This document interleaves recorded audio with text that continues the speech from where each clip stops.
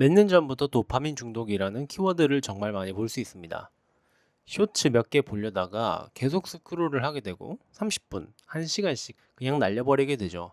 이렇게 도파민에 절어있는 느낌으로 계속 지내다 보니 괜히 무기력하게 좀 느껴지고 어떤 걸 하더라도 재미가 없는 느낌이 계속되는 경험을 아마 다들 느껴보셨을 거예요. 그래서 요새는 도파민 디톡스라고 하는 유행이 또 있더라고요. 디지털 디톡스처럼 우리에게 과도한 자극적인 것들을 일제히 끊는 걸 말하는데요. 주로 SNS나 당 같은 걸 끊는 식으로 많이들 하시더라고요. 그래서 저도 한번 알아봤습니다. 근데 이 디톡스가 조금 잘못 받아들여지기 쉽겠더라고요. 저도 도파민에 대해서 오해하고 있었던 부분들이 많았고요. 반면에 이 도파민 시스템을 좀 잘 이해하고 이용하면은 좋은 습관을 들이기도 오히려 수월해질 거라는 생각이 들었어요. 여러분도 이 영상을 끝까지 보시고 나면 정확히 알게 되실 거고 스스로에게 긍정적으로 적용을 해보실 수 있게 되실 거예요. 그러면 한번 바로 말씀드려 보겠습니다. 먼저 제가 썸네일에 도파민 중독이라는 단어를 썼어요. 근데 사실 정확하게 말하자면 도파민에 중독된다는 개념은 존재하지 않거든요.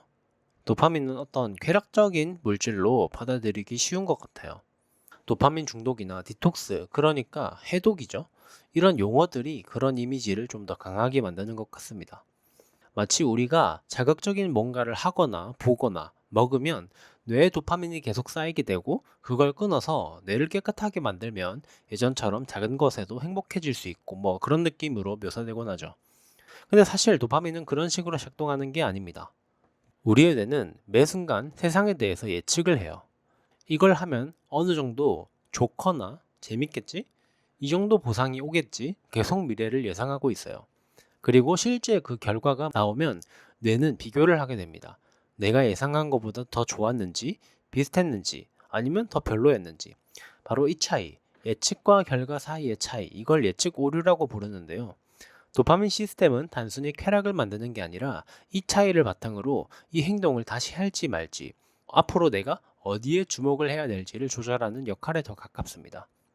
예를 들어서 쇼츠를 넘길 때를 한번 생각해 볼게요. 사실 대부분은 정말 필요하지 않고 그런 쇼츠들로 가득합니다. 근데 가끔 예상보다 훨씬 재밌거나 좋은 영상들이 튀어나오죠. 문제는 우리 뇌가 그 가끔을 학습해버린다는 거예요. 그래서 다음 영상을 넘길 때마다 이번엔 재밌는 게 나올 수 있는데 라는 기대를 계속하면서 보게 되는 거죠. 더군다나 쇼츠를 넘기는 행동에는 어떠한 마찰이 없기 때문에 가성비가 매우 좋아요. 그래서 쇼츠를 보는 것에 중독되는 것입니다. 여기까지는 사실 조금만 관심 있으신 분들은 이미 다 아는 내용일 거예요. 그래서 그런 것들을 끊겠다고 다짐하고 도파민을 멀리 하려고 합니다. 그래서 도파민 디톡스가 그렇게 유행을 하게 되는 거죠. 기본적인 논리는 이렇습니다. 우리가 너무 과도하게 도파민을 추구하다 보면 상대적으로 자극이 적은 행동들이 지루하게 느껴지고 그것들은 되게 유익하다고 생각되는 행동들입니다. 그래서 일정 기간 동안 쇼츠나 뭐 당이 너무 많은 음식이나 등을 끊으면 우리의 뇌가 도파민 중독 상태로부터 회복이 돼가지고 예전처럼 자극력치가 낮은 행동들도 잘하게 될 것이다 라는 논리인데, 물론 이런 식으로 즐거움을 없애는 방식이 효과적이신 분들이 있어요. 그런 분들을 보고 보통 우리는 의지가 대단하다고 합니다. 하지만 대부분의 경우 그렇지 못해요.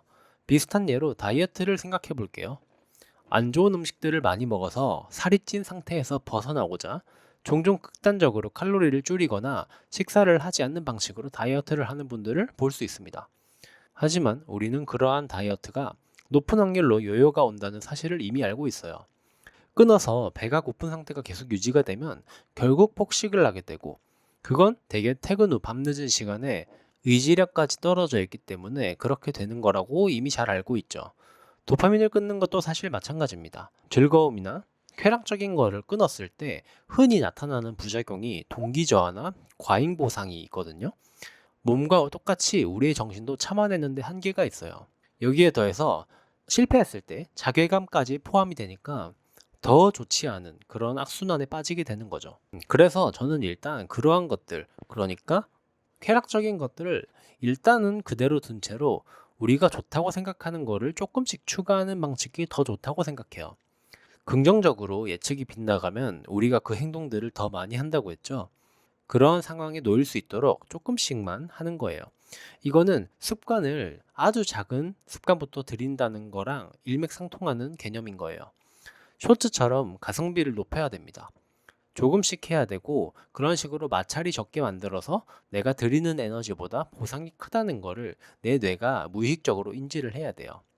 그리고 이게 좀 희망적인 이유는 뭐냐면 상대적으로 그런 쾌락의 밀도가 좀 낮은 행동들 있잖아요.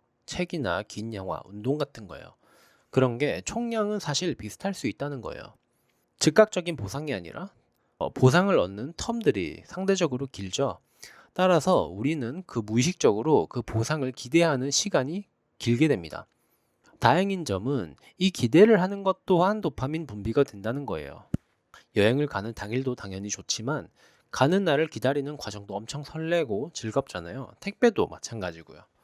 그리고 쾌락이나 고통의 크기는 보상의 크기 자체보다 불확실성의 크기로부터 영향을 더 크게 받는다는 점이 또 재밌는 부분이죠.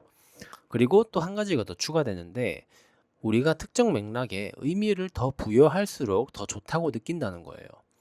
그런데 쇼츠를 볼 때는 우리가 뭔가 의미를 부여하면서 스크롤을 하지는 않죠.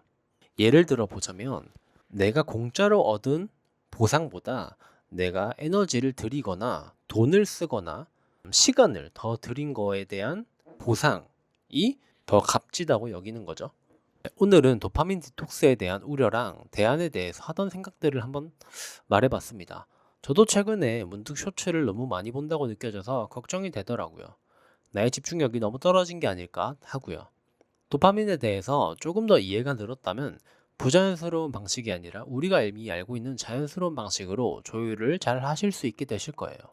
강제적으로 단절하거나 진심으로 좋아하지도 않는 걸 억지로 계속 참아내는 방식은 생각보다 오래 가기 어려운 것 같습니다.